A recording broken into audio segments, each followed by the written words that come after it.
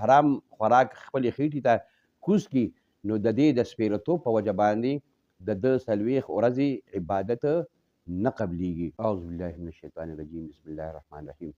زما عزتمندو، د حرام خوراک او د حرام مال دولت د هغې د حاصلولو یا د حرامو خوړلو دومره نحوست او سپېروالی دی چې د هغې په وجه باندې کم حرام شی چې خېټې ته کوز شو نو 40 ورځې د ده عبادت نه قبلیږي.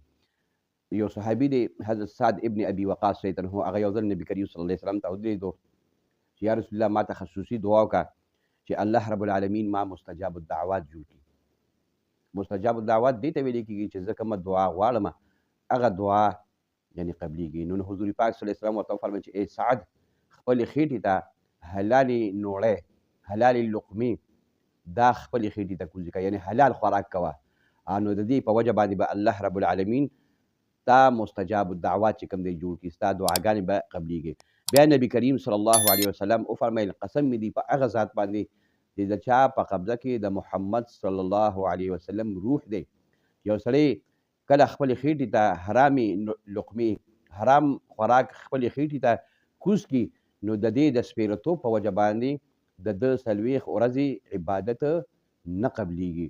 او بیا نبی کریم صلی الله علیه وسلم وفرمیل چې کومه غوښه او هډوکي په حرام مال باندې د هغې پرورش وشي نو هغې دپاره د جهنم اور دا کافي دی.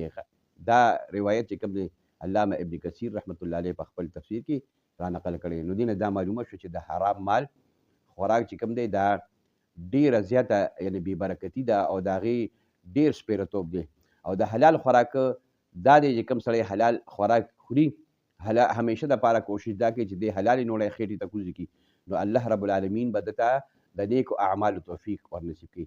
او دا کېدی نه شي چې یو سړی همیشه په خېټه کې حرام اچوي او ده ته بیا الله تعالی چې کوم دی د نیک عمل توفیق ورنصیب کړي. هغه به همیشه د هغه نه به بد عمل چې کوم دی صادرېږي. قرآن پاک کې راځي یا ایها الرسول کلوا من الطیبات واعملوا صالحا. ای پیغمبرانو تاسو حلال خوراک کوئ، کلوا من الطیبات پاکیزه خوراک کوئ، واعملوا صالحا او نیک عمل کوئ. علما لیکي چې د حلال خوراک او د عمل صالح خپل منځ کې څه نسبت دی؟ نو د هغې وی نسبت دا دی چې دا تعلیمات خو مخاطبه خو پیغمبرانو ته خو د پیغمبرانو په ضمن کې اصل کې دا خطاب چې کوم دی امت ته دی چې ای د پیغمبرانو امتونو تاسو حلال خوراک کوئ. د حلال خوراک فایده دا ده واعملوا صالحا چې تاسو به عمل نیک کوئ، الله به تاسو د نیک عمل توفیق در نصیب کړي. یو سړی همیشه د خپل لاس روزي خوري، حلاله روزي خوري، په خپل محنت او مشقت سره یعنې ځان نه خوله وباسي، وینه توی کړي او په خپل محنت او مشقت سره نو د هغې بیا ډېر خوند او مزه هم ده او بیا الله رب العالمین ده ته د خپل د طاعت او د عبادت توفیق ورنصیب کړي.